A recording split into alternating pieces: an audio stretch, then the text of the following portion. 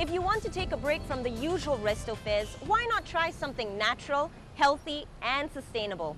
Join me as I sample Byte's contemporary cuisine.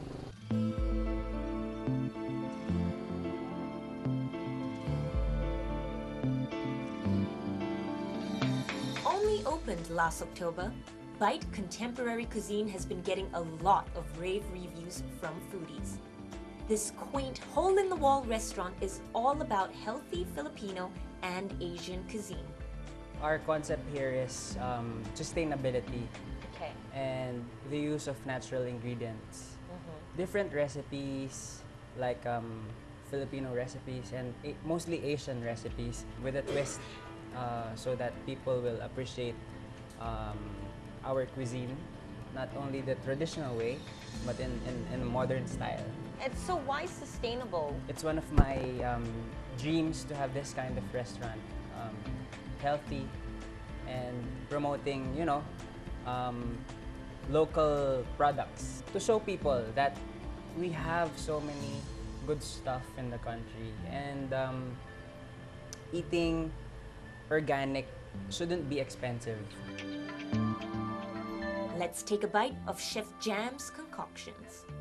First up is the tapa salad, made from 100% grass-fed beef tapa, sweet pea, microgreens, and arugula.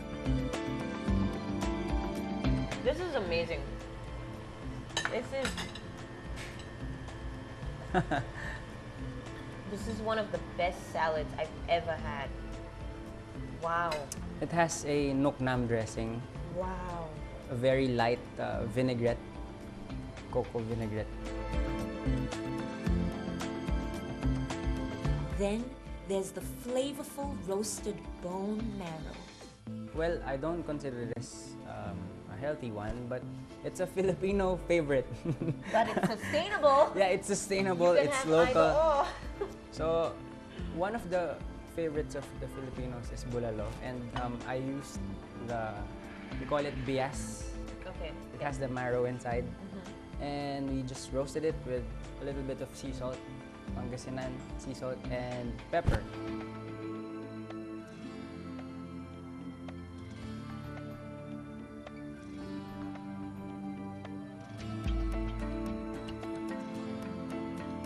It's tender, it's not too thick, it's not, you know how sometimes when you have bone marrow, it's so overpowering that you have one bite and you can't have another one because you feel it clogging up your arteries and you think you're gonna go into cardiac arrest already, but it is so delicate. Now, that's just the appetizers. Moving on to the mains, first is Byte's version of another Pinoy favorite, sinigang. This is our version of sinigang. We have prawns and crawfish. Crawfish. Which is called ulang in Tagalog. Ulang. That is the biggest ulang I have ever seen in my life. It's not your typical sinigang because we don't just use tamarind as our base. We also use pineapple. It's a mixture of sweet and sour. Okay, let's try it. Let's try it. Actually. It's so big. It's so juicy. Look at that. Look. Look at how much meat. Is that local? Yeah. That's found in the Philippines? Yeah. That's just swimming around? Yeah. It could, you know. It could bite you when while you're swimming.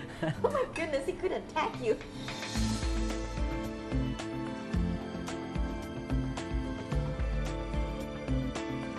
Next is the crispy tadyang kare-kare, made with macadamia nuts from Davao.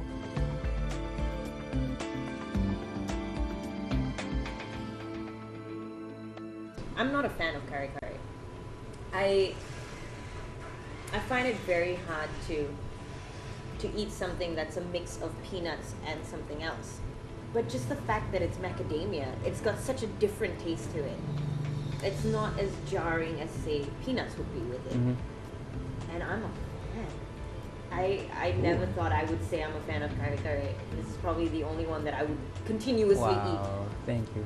And I wouldn't have it with rice because I like it on its own, and the fact that there's so much vegetable, that's a meal. That's a meal in itself. Oh, I like this one.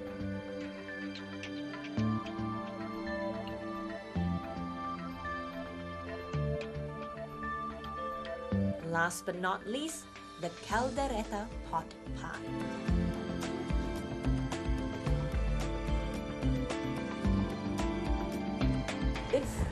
It's comforting. I mean, to me, I grew up in Europe. I grew up in Germany. We had a lot of stews, you know, a lot of goulashes, and I always think of my mom when I have that.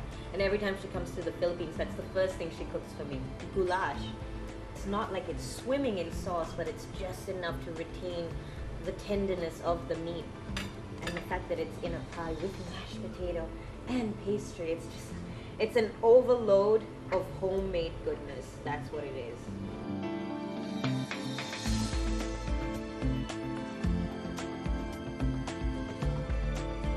Aside from these savory meals, you can also take home the goodness of bite from all over the Philippines, from coffee to salts, cookies, chopped nut butter, and a whole lot more. Dining at Bite is a feel-good experience because apart from savoring delicious food, you can also take part in providing livelihood to local food producers.